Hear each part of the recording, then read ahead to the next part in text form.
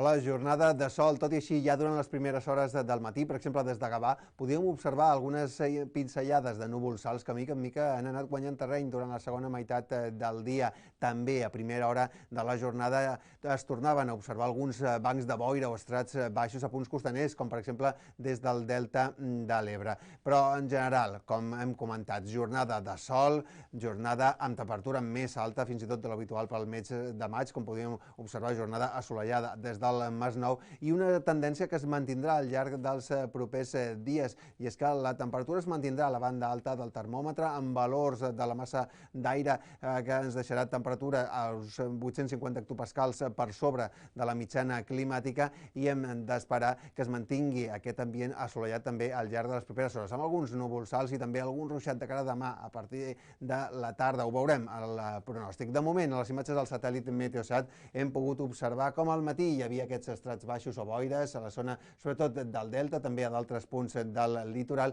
i com a la resta de Catalunya s'imposava l'ambient assolellat. A la tarda sí que els núvols alts s'anaven fent cada cop més abundants per l'oest del territori. De tota manera, hem d'esperar canvis poc significatius de cara a les properes hores, i és que al mapa de pressió en superfície podem observar com l'àrea d'altes pressions en general abarca pràcticament tot el sud d'Europa i no experimentarà canvis significatius. La situació sí que de cara a la jornada del divendres podem observar com el model marca la possibilitat d'aquests ruixats que afectaran punts del Pirineu. Així, de cara a la jornada del divendres, al matí hem d'esperar que s'imposi el sol en conjunt, amb bandes de núvols alts, però que seran poc destacables. Sí que seran més destacables novament els estrats baixos o boires que a punts del litoral, sobretot de l'extrem nord i també del sud, ens podran deixar novament el cel tapat durant les primeres hores del matí, però en general predomini del sol al matí amb una temperatura que serà similar a la del dia anterior. De cara a la tarda sí que hem d'esperar